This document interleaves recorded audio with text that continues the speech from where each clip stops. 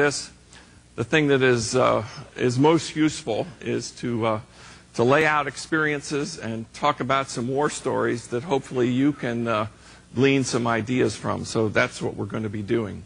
The first slide I want to talk about in terms of the war stories I want to tell, and then we'll step back and say, okay, what do all these war stories really describe to us, is that I'd been at Microsoft for about 3 months.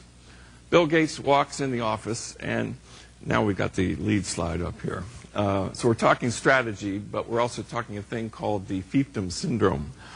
The first story I want to tell relates to Bill walking into my office and saying, hey, it's been 3 weeks since the end of the quarter, and you still can't tell me our revenue, costs, profits, earnings per share, etc. Now, this is a true story. The reason why is because Microsoft had evolved to what happens with many large organizations, which is, if you look at those sales subsidiaries in the individual countries, they had grown, become quite successful, and they had pretty much decided that they probably deserve their own IT resources. They probably ought to have a few HR resources. And in fact, relative to finance, they probably ought to get their own chart of accounts and define their marketing costs the way they should be in Italy compared to how marketing costs should be defined in Germany. And pretty soon at the end of the quarter, all of these countries would send in their revenues and the like. And our finance people would look at this and say, holy cow, I have to piece together all these spreadsheets where people have defined everything differently.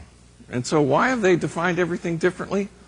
Well, because that's the way human beings want to do it. They want to become quite independent, and they want to control their own stuff. So that in Germany, if you're a little high on your marketing costs, you begin to convince yourself that the cost to actually distribute the ads in a publication should be a cost of goods sold, not a marketing cost. That'll help you lower your marketing costs. They're not doing anything unethical.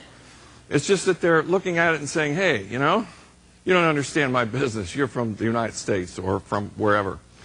And so pretty soon, these kinds of things happen. And the trick is, what do you do about it? Everybody's shocked when they realize, especially the customers of Microsoft, when they would come in and they'd say things like, hey, you know, we'd really like to see how you guys do your finances. Technology company like that, I'll bet you got some really slick systems. Can you describe for us what you do at the end of the quarter in terms of closing the books? Because you probably do it in a day or two. Well, we'd quickly change the subject because this was incredibly embarrassing. The important thing is, how do you get to a point like that? It's just human nature. We'll come to that in a moment. But the fact is, even see some of these large companies that you associate with good growth and being run fairly well can get into some incredible problems. We'll come back in a moment and talk about how this problem got solved. But the human nature aspect of it is very important. Now let's take a look at another example. I worked at Procter & Gamble for a long time, 26 years. At one juncture, I was the chief information officer, and Sam Walton himself, this was in 1988, decided to, or 87, decided to pull a Procter & Gamble group together because he wasn't satisfied with the way Walmart was interacting with Procter & Gamble. And in particular, his frustration was that you guys have all these sales divisions, and our people have to deal with them one by one. But Sam didn't say it that directly. What he said was, hey, he went to the CEO of Procter & Gamble and said, you know, you boys have been studying total quality for a number of years, and I know that you got all that good stuff from Japan, and you're world-class experts, and we don't know much about this kind of stuff down here at Walmart. Could you bring some of your boys down to train us on this good total quality stuff so we can run our company better? And so the Procter people get their chests all puffed out, actually think that Sam's very interested in that.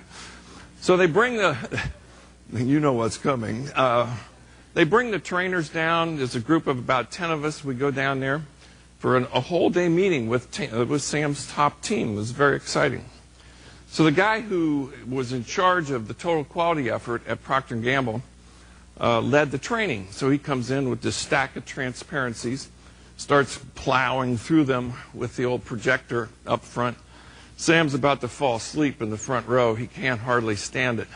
After about an hour, he says, you know, he said, I think I'm getting the gist of this total quality stuff. So what I'd like to do is just talk about an easier way for your company to interact with our company. And so the guy who's in charge of the training, who's up there at the projector, says, well, you know, we'll get to that later in the day. So we got some more material to go through, and so let's go through this. We'll come back to that problem, and we'll make it a case study later today, and we'll tackle it.